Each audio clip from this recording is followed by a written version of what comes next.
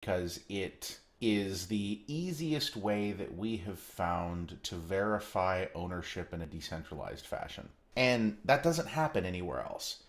That doesn't happen with any company out there. In a decentralized world, this is the only industry that happens.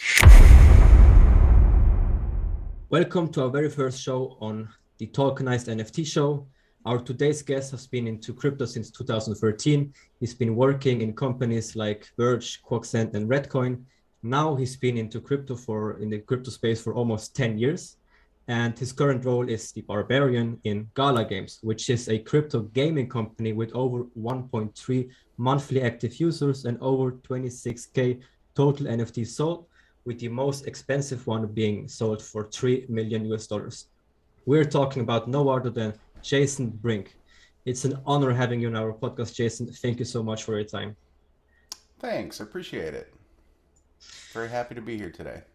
Well, first things first, I want to talk about the role that you have in Gala, which is, if anyone goes to your LinkedIn profile, the first thing they see is the barbarian path of the berserker in Gala Games. Yes, Would you please yes. enlighten us more about this? Sure, sure.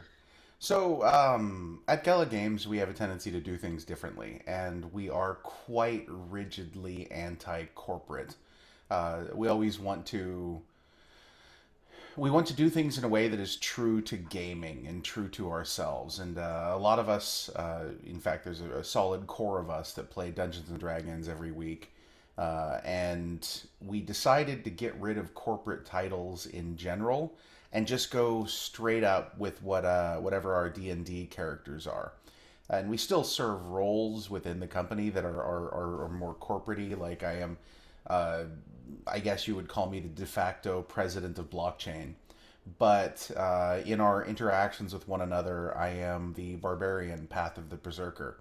I am the guy who tends to go in and face tank problems. Whatever an issue is that can't be solved, I will go in there and jump in and deal with it and get it taken care of. Yeah, I mean, that's really interesting because so how did it begin? Like, was it since the beginning that you had such a culture? Because it's quite We've interesting. always had that culture. It's just that as the company grew. So for context, I joined and I think I was employee number 8. Okay, when there's 8 people, there's not a lot of structure really, right? Because it's like, hey guys, I have an idea. Let's try this thing, and it's just sort of everyone has this very very free and open flow of communication. But as the company has grown, we're up over 200 employees now, and at 200 employees, certain things start to creep in. Certain like corporate sort of mindsets and practices and things like that. You start having, groups of people who want to call themselves human resources and things like that. And it's not very people friendly. And we wanted to make sure that we maintained a culture of openness and communication. And so, we're all gamers. So we, decided we're going to throw out the concept of HR.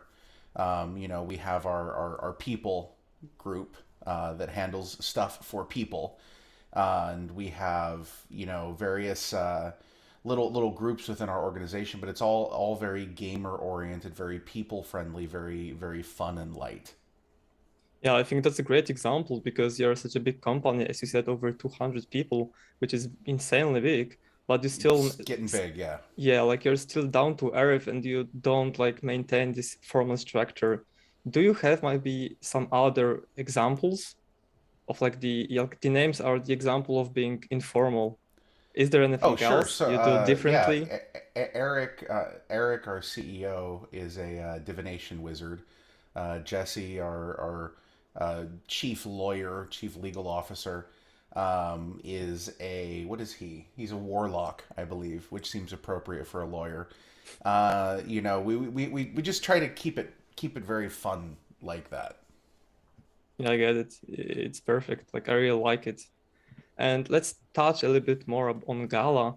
So you guys are also putting importance on topic of carbon negative and NFTs. Yeah. So what you do is like you donate money or plant a tree for every purchase made on Correct. your website. So Correct. how did it start? Like, is it also some part of doing things differently, or what's It's part the? of doing things differently. I mean, so there's this question, right?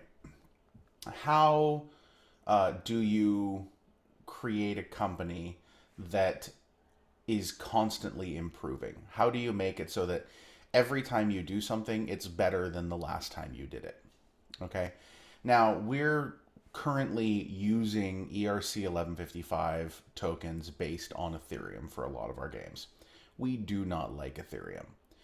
We recognize that it has an important role, and it was when we started doing what we're doing. It was one of the sort of best things that you could use at the time. But it just, generally speaking, isn't very environmentally friendly. You have a bunch of miners doing arbitrary work, consuming tons of electricity. It's just not a great thing, right? So what we decided to do is we looked at this, and in the absolute worst, most terrible example of car of electrical consumption, one tree, okay, according to some calculations, I don't recall exactly where they were from, one tree would make up for about 5 NFTs. Okay, and these would be actual NFTs like ERC 721, the big gas burners, right? So what we decided to do is like, okay, well, if that's true, then let's go ahead and plant a tree for every single NFT that we sell. So we're making a positive difference no matter what we do. Now, that's not even getting into the fact that we're rapidly moving ahead with the development of Gala Chain, which uses about 1/1000th of the electricity of Ethereum. So that's going to be a cool thing once we release that. Wow, that's actually very impressive. Just a quick question. How many trees are we talking about right now that have already been planted? I believe the last I think we bumped up the number that we're planting for the last quarter. We do this quarterly. We had done something like 70,000 trees earlier this year. Then this last quarter we're bumping up and doing another 100,000. It's also something that we believe in as a general cause. So All right, I see. And are you planting these trees in different part of the world or? we tend to plant them in areas where they'll have the largest impact and where they will grow the quickest. So we look for areas that have either been deforested through like fires and things like that, or areas where planting the trees will help, with other ecological benefits. We're focusing a lot on the Yeah. Philippines and things like that. All right. So, because you said that you're really going forward with the Gala, and I'm just wondering, what is your like? Do you have something like end goal? Is there something particular you would like to achieve, something specific that you would say, okay, we've done it now, we move on to the next thing? Like I know it's never-ending I mean, journey, but like I'm just wondering, what's the next step that you would mark as accomplished and I you would be I very don't happy with? I don't really look at it like that. So I look at it as, how can we use blockchain, and how can we use gaming, and how can we use, the the technologies that are advancing to, increase economic viability and fun for everybody worldwide. And this is something that's super important to us. So, I wouldn't say that there's ever really an end goal portion here, so much as a, continuously evolving and growing, pattern of activity. And do you think the NFTs are like the perfect solution or like the crucial ingredient? Because earlier you said that when you started with Ethereum, it wasn't the Mhm. best thing, but it was the best thing available. So I'm Right. wondering if you think that NFTs are like perfect or which areas could be Well, improved. nothing's ever perfect, right? But the concept of NFT, okay, the concept of the NFT, of you being able to own stuff, um, is, I think, a very important idea, not just in gaming, but in almost every industry. Anytime there is something that is a discrete unit that you would like to be able to demonstrate ownership of, and NFT is perfect for that. I think in the future you're going to see NFTs working their way into real estate, working their way into many Yeah. other industries, because it is the easiest way that we have found to verify ownership in a decentralized fashion, and that's important. Yeah, I mean, the idea that people can make money while playing their favorite game is really insane. Because right now, aside from esports or like being particularly good, it was not possible. So I'm wondering, do you see a reality where there are like literally job posts for like playing games to make money? Like you could play games for a Well, living. there kind of are right now. It's just very icky. One of the things that we work really hard to kind of combat is the please sir, please hire me to be a scholar thing. We don't really like that. That's something that we see in the industry right now, and you see it on Discord and all over Twitter and places like that. We don't really like that, and we think that we can do better, and so that's what we're working on doing. All right, that's great. I'm actually very curious when we're talking about the future and also Gala. Where do you see the future of Gala, let's say in like 5 to 10 years? 5 to 10 years, that's a long time. I think that you're going to see us in a lot of other places. I think you're going to see us growing, our gaming portfolio. And most people don't know this because it's not something that we talk about, but our gaming portfolio is getting truly massive. There is a lot of stuff moving forward that people have no idea about right now. And so Yeah. I think that what you're going to see is you're going to see us building that out, releasing a lot more of that, driving towards further decentralization across the entire network, but also getting involved in other industries as well. All right. Sounds amazing. Well, thank you very much for talking us about Gala a little bit more. Now, before we get to these spicy 6 questions, actually, I would like to ask you another question. When I was reading for your LinkedIn profile, Sure. you mentioned in 2013, 2014, you won um, the Bill and Melinda Gates Foundation. Hmm. Um, what is it the title again? It's the So Global it Development was Network Prize. Yeah, it was via the Global Development Network, which is an organization that works to handle and deal with a lot of the challenges facing uh, a lot of sort of public policy style issues that are out there. I had come across it as a call for papers. It was funded by the Bill and Melinda Gates Foundation, and I put together a paper, and the essential question that they were asking is, how do we fix foreign aid? Okay, because foreign aid kind of doesn't work, right? That's absolutely rife with corruption, has tons and tons and tons of other issues with it. How do we fix it? And I discovered this, and I put together a paper on it on how to use blockchain to fix some of the problems I had seen personally, while working in disaster relief in places like Haiti and things like that. And so, yeah, it became pretty clear that blockchain had a really, really interesting potential application to fix some of the issues. And so I Yeah. put that all in the paper and submitted it and kind of forgot about it. And then a few months later, I got a call in the middle of the night saying I had won, which Wow. was cool. Yeah, it was neat. And they connected me with some very, very heavy hitting peer reviewers to help finalize the draft of the paper. And yeah, it I mean was it was that's pretty cool. amazing. Firstly, obviously, congratulations for winning. It's a little bit late, It but was a while still, ago, yeah. yeah. But also, I think it's interesting because we're talking about 2014, right? It's a time where blockchain was not at the stage that it is now. It Yeah. wasn't that widely known, and coming up with blockchain solutions already in 2014 is I mean, first big step in the future. I mean, if I were to write the thing again, I would. There's so much that I would change about it. I mean, I've learned so much over the years, and there's so many better ways to do things that I would have utilized. But yeah, it was a fun thought experiment. Exactly. So how exactly did you get into blockchain or crypto in the first place? I've always liked the idea of uh, different types of digital currencies. Um, I've always been an avid, sci-fi fan.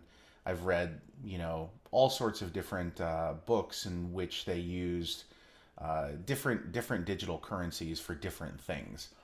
And I thought that it was neat, this concept of different digital currencies being put forward by different groups.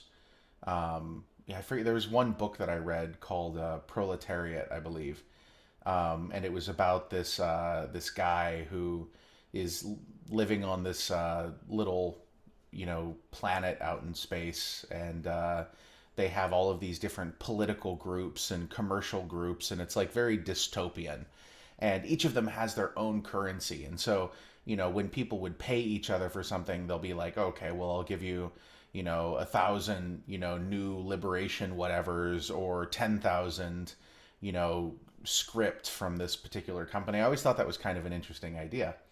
And when blockchain, when I first started looking into blockchain, it had that same sort of feeling, that almost Wild West kind of freedom to it that I really liked. And so that's why I kind of got into it originally.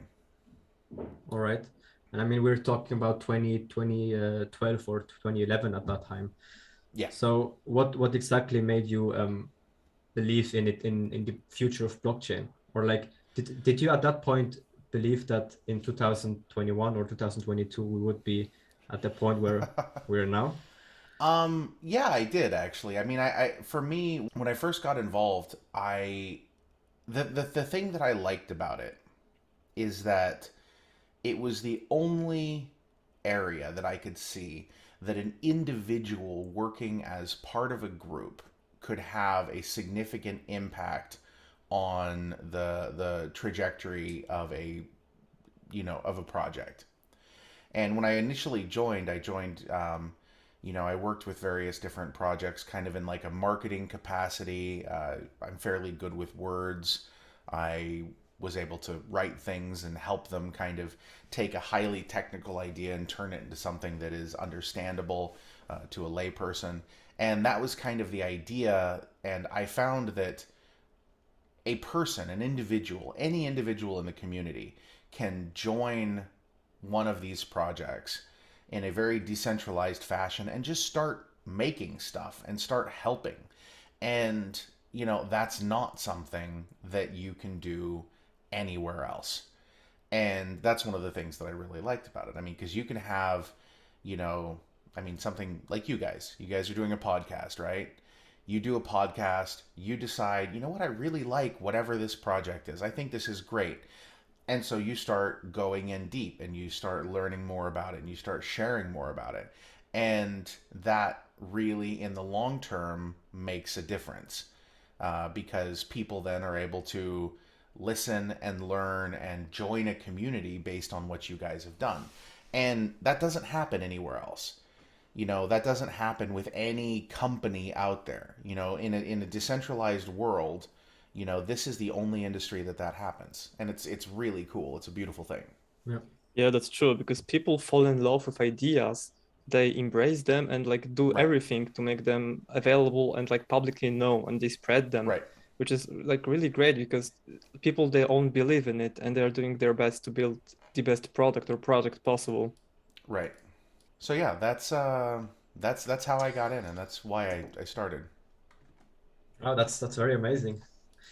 Amazing to hear, especially for also my age, when I think about the earlier in times, what the what I've been doing at these times. Right. I mean, it's already been almost 10 years, so yeah. But thank you very much for this short introduction about yourself. No let's problem. get right into our spicy 6 questions that we have Sure. prepared for you, Jason. Let me start with the first one. What fascinates you the most about NFTs? What fascinates me the most about NFTs is the fact that you can create something. You can create something that is wholly unique, is, mathematically the only one that exists, and you can upload that in a way that it will be persistent, essentially forever, and then you can give that to somebody else. And you can transfer it. Nobody has the ability to stop you from doing so. And it is done in an entirely decentralized fashion. And that, for me, is what I find most interesting: is the ability to create and transfer something to somebody that will exist as long as computers continue to function. I think that's cool. Right, so let's get to the second question, which is how revolutionary are NFTs in everyday life? And what I mean by that is, what sectors do you think will be the most impacted ones by NFTs? Aside from gaming and real estate, maybe, because you already mentioned them at the beginning. Sure, sure. I think, honestly, man, like almost everything. Think of everything that you buy. Okay, most objects that you purchase have serial numbers attached to them if they're a piece of electronics or, something like that. Um, how do you verify ownership of, some of these things? Especially if it was something that, like a car. Okay. Now, of course, you can have a piece of paper, you can have something at the DMV, all of these different things. But how do you know, what parts go into that vehicle? How do you know that whatever it is that you're purchasing is a genuine, article? I think that ownership and provenance are going to be big concepts that NFTs are heavily involved in the future. Especially when it comes to wearables and brands and, shoes and, all sorts of things like that are going to be heavily influenced by the concept of NFTs. Um, there can also be, other things like, prescriptions. Uh, in the medical industry, that could be something and, obviously, you probably don't want to be transferring these around, but, this concept of having data stored in a decentralized fashion that allows people to move it and verify it, I think that that's going to be something that is going to get continuously more important. And then at the end of the day, your actual data, your data tokenized is going to be a important thing here. Right, I love this answer because I also like believe that many areas will be impacted by Oh, for NFTs. sure. I would actually like to talk about the real estate sector that you mentioned earlier. Sure. So, how would the NFT, let's say, revolutionize the real estate sector? What exactly would change, and in what ways would it be a benefit? Well, the way that I look at it is like this. So you've got a condo, right? Or you've got an Airbnb.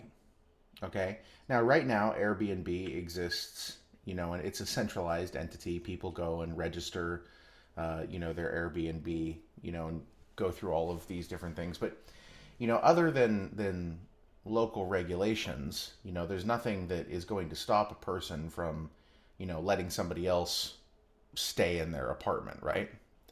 You could build an NFT based access system for an Airbnb style, uh, at style, location rental system where you go, you connect your wallet, you say that this is your location, you provide verify that it is in fact yours, and you have an NFT driven lock that exists on the door. Okay, somebody wants to stay there, they go and they purchase an access token that will grant them access to your location, for 3 days or whatever it happens to be. They go there, their NFT, is you're able to sign that you're in fact there. The lock gives you access, and you're able to go in there and you know stay or do whatever it happens to be. I mean, the possibilities with something like that are completely endless. On top of the fact that if you look at land deeds, like right now, if you have a land deed, at least in the United States, it often comes with like all sorts of other crap attached to it, right? And you don't necessarily know what is attached to it until you go and dig through the public records and things like that. If you were able to have all of this stuff on a blockchain, you could gain access to that, look at everything all in one place, sign your transactions for that piece of property and transmit the entire thing all at once to somebody else. And there are already places that are looking at doing this. They're at least tracking deeds and things like that on the blockchain. The next step would be to enable people to actually, send things and, conduct their own transactions. Which, whether or not that actually happens is another issue, but, from a technical perspective, it's certainly possible. Yes, all right. Makes sense. So when we were talking about the NFTs revolutionizing sectors, how fast do you think this revolution might happen? Are we talking about decades, or No. like does it have the possibility to just happen like immediately? Probably not quite immediately, but probably over the next few years, you're going to be seeing large incursions. I think that the first thing that's going to happen is that there's going to have to be a change in definition, or an identity rather. Um, One of the things that you're seeing is that the use of the word NFT, right? I think is going to end up being replaced by something a little bit more friendly. Okay. Because most people are like, oh, let's NFT. Nah, it doesn't work for the average person, right? For crypto heads, it's totally fine, but for the average human being, it doesn't make sense. So I think that you're eventually going to see some other, vocabulary begin to make its way in. I don't know what that's going to be yet. It's going to be interesting to see, but that's, I think, one thing that you're going to see. And I think that All it's right. going to happen over the next 2-3 years. All right, great. So is it comparable to, for example, email, the way that emails changed the way that people wrote their physical letters and stuff? Because people do not know how emails work, right? Right. You don't really know what happens after you click send on an email. And basically the name is very simple. It's email, it's electronic mail. Right. So I think that there is going to be a similar thing that happens. I mean, if you go back and you listen to when the United States Congress was first dealing with the concept of email, they were having big issues because they got angry that um, people sending email was going to impact the postal service. And so I remember watching these debates on the halls of Congress. I think it was like Trent Lott or something like that, like, you know, talking about putting postage requirements on email to make people pay for every email that they send. Because the internet is a series of tubes and it's going to get clogged up if you put too many things in them. Um, and so, I think that you're seeing similar sort of discussions take place with NFTs right now, where regulatory bodies are trying really hard to figure out what the hell it is exactly that they're trying to regulate. Um, and that leads to a lot of interesting little situations and decisions that they might make. yeah, I can't even remember all these email debates, probably because of the fact that I was still playing with Legos at that time. You were too young, man. Sorry. I was way too young, probably. Yeah. All right, so moving to the next question, why do people have to understand in what ways NFTs create value?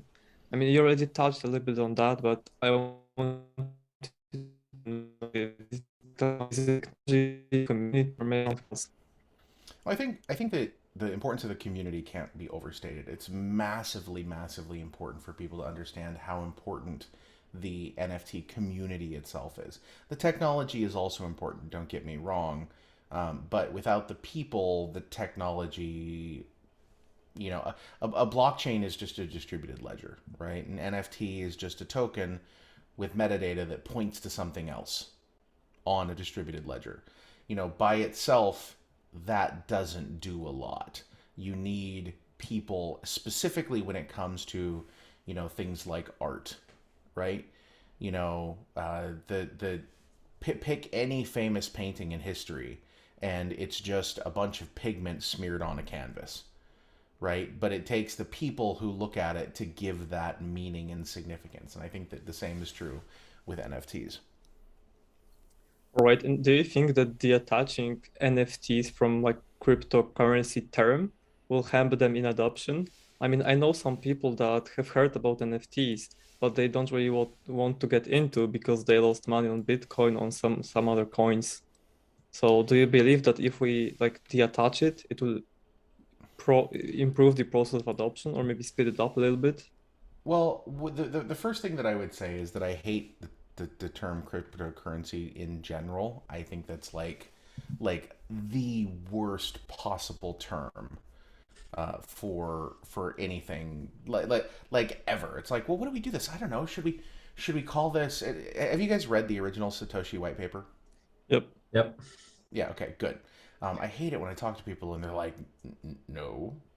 Now, if you read the original white paper, right, what you know is that he does not talk about anonymity at all. He does not talk about, hiding transactions. He does not talk about none of that. None of that is in that original white paper at all.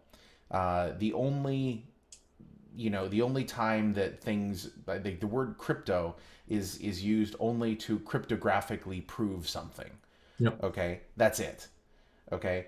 And when looking at, what you might call Bitcoin, you could call it a digital asset. You could call it, a digital token. You could call it any digital currency. You could call it like any number of things. And instead, we decided to go with cryptocurrency because, what's the best thing to make it sound scary and weird? Um, Exactly. you know, so anyway, it's me on my soapbox a little bit, but the thing is the concept of the concept of cryptocurrency in relation to NFTs. Like, I think that this is another one of those situations where the naming convention needs to change. And once the naming convention starts to change, and we're already starting to see it happen a little bit, where people are a little bit less hesitant to get into various blockchain projects because they're starting to kind of get a little bit of air between the old names that were used and the new actual applications and things like that. And I think that the more of that happens, the easier it's going to be for people to get adopt and come on board. And I think that splitting away from like some of the older types of wallet tech, that are really, really confusing and difficult for people to use, will also be a pretty important an important thing. And I think that both of these things eventually will lead up to broader adoption of NFTs and a little bit of a disintermediation between the concept of NFT and cryptocurrency. Right. That answers my question. Thank you. We've talked a lot about the positive sides now of NFTs. I think it would be cool for the audience also to know if there are any challenges, maybe any risk and or limitation and Sure. challenges of NFTs. I would say that some of the biggest challenges to NFTs right now are kind of the first is the I would this is a really big challenge to blockchain in general, is kind of the Roy boy mentality. Um, like everyone's always after Roy, like on investment. Yep. I think that mentality hurts the industry as a whole a lot. And I think that that's going to be something that is going to hurt the NFT world a lot as well, because it makes it very difficult for this next part, which is the sort of regulatory environment. It makes it very difficult for the regulatory environment to do things that aren't outright hostile, because they feel that they're trying to protect consumers, and they're trying to protect consumers from potential bad actors in the space, of which there are unfortunately many. And they end up sort of lumping everybody together. I think that that's going to be one of the biggest challenges. There's obviously people who do things that are horrendously unethical in the space. And we as an industry aren't very good at policing ourselves and preventing people from taking advantage of other people. Yeah. This is why like scammers are freaking everywhere. On top of that, other tech companies that serve sort of as like platforms for the blockchain space as a whole, and ones that I would specifically kind of single out here are like Twitter and Discord and Telegram. Okay. The number of people who scam people on, these platforms is ridiculously huge. And yeah, they don't really do much to stop it from happening. And, I think that that's going to be a challenge because, from a regulatory perspective, regulators will always try to protect the consumer, and also make sure that, taxes are paid and things like that. And, as an industry, we're typically not super friendly to the taxes portion of things. A lot of people aren't, at least. And from a regulatory perspective, as long as there's bad actors, it's going to draw negative attention on the space, which I think is not a good thing. Yeah. So those are some of the challenges I see. Is there something we can do to avoid these challenges? Or maybe what would you recommend to someone to avoid getting, in your example, scammed or something? It's really important to do your own research. Like, go deep into things. Don't just randomly send people money. Don't just randomly buy stuff without really digging deep into what's going on. You have to do your own research because nobody else is going to do it for you. And when possible, put pressure on the companies that are heavily used in the blockchain space, to help root these things out. If you come across an account that is scamming people, rather than just deleting the message or ignoring it or something like that, report the account. Use the tools that are made available to you to kind of try to help clean up the space as a whole. And I think if everybody did that, then it would be a lot easier to keep the space in general clean. Yeah, it pretty much relates to the phrase that you said before, that people all this answer is simple, like do your own research, but there are so many people that are it for a quick buck.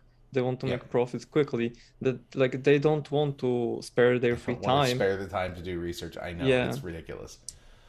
But if we have someone who would actually like to spend their time getting involved in NFTs, how does one take advantage of NFTs knowing that we are in so early? What would be your advice for this person?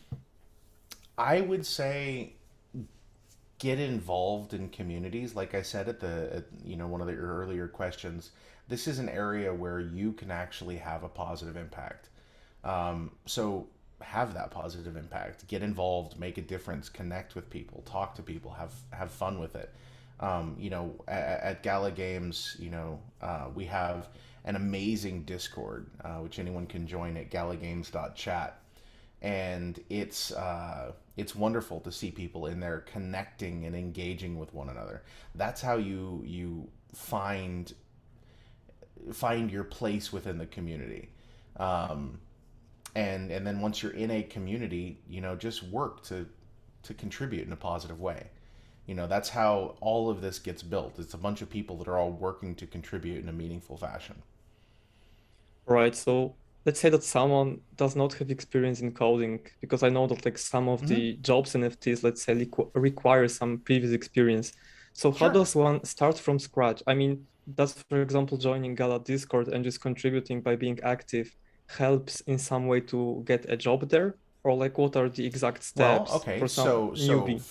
for us, the way that we do this is, yes, it actually 100% can get you a job, a real job, an actual job with a real paycheck that is paid to you into your bank account. You know, not like a random job where you get paid in tokens and it's all, you know, I mean, under the table with like health insurance and everything, um, which is a big thing, right? We actively recruit from our Discord. The first thing that happens is we find people that are in there just being helpful. They're just being super helpful and engaging with the rest of the community. People ask questions, they answer the questions. They always seem to know what's going on because they're always paying attention. And eventually we take those people and we make them mods. And once they work as a mod for a certain period of time, then we get to the point where we will, you know, bring them in and we put them in our CS team. And we have a constantly growing CS team. We're always looking to bring in new people, and they will prove themselves there after a while, and then eventually they go on to, you know, we've had people, you know, join through that, and they're, you know, working, you know, in some of the upper tiers of the company, you know, contributing and helping and building with, you know, decent salaries and all of that. And a lot of them don't code. I mean, that's great answer, because potentially you've just laid out the exact path on how to get job in Gala, That which is the is, exact path. That is what we, like, seriously, about 30% of our employees, if not more, have come through that path. I Wow. mean, that's insane, because I just want to put it in perspective. Currently, the valuation of Gala is around 2.5 billion market cap. So like the recruitment process for a company this size is like really insane. I'm really Yeah, impressed. yeah. And you know, I mean, we obviously have we have other more technical jobs that are being recruited for in other ways. But honestly, like we've brought in developers through this exact pipeline, and the cool thing is that everybody, you know, spends some time working in like customer support. So you know they get to know like the issues that people face, and then they go on to actually, you know, help to fix some of these issues, and they have a really good understanding of the context. And you know, it's a pretty powerful, it's a powerful experience, and it's something that personally I'm very proud that we have this many members from the community that are actually working as employees. Yeah, because it's good for you, as you know, that these people are really involved and they are Yeah, truly trying to build something, not just get paycheck. And right. yeah, great. Thanks. Like, I really appreciate the answer, because I think that our audience will also appreciate it. It'll be very helpful for them. No problem, man. Happy to help. Yes, true. Um, yeah, actually, you answered all of our spicy six questions. Um, Wonderful. thank you very much for that. Yeah, I think that is it for the episode itself, for the recording Okay. itself. Thank you very much, obviously. Of course, thank you very much for all your answers. It was very, very insightful, and My pleasure. like I learned a lot from your experience, from all you said. It was very interesting listening to you. Thank you guys so much, and Of course, yeah, let me know how I can help. Sure, thank you very much. thank you very much. Appreciate Have a your nice No time. day. problem. Have a good day. Bye bye. Thank you for watching and listening. We really hope that you enjoyed today's episode. And remember, we really want to hear your opinion and thoughts on the episode. So don't forget to write your comments, because we write every single comment always. So we will be heard for sure. And if you watch today's episode on any of our podcast app like Spotify or Apple Podcasts, make sure to also check out our YouTube video of today's podcast, because all our further links you can find in our description box below the video. Also, make sure to follow us on our socials. And if you have any personal questions or inquiries, make sure to email us. Again, all our links and our email address you can find in the info box down below. Let's go, guys. Take care.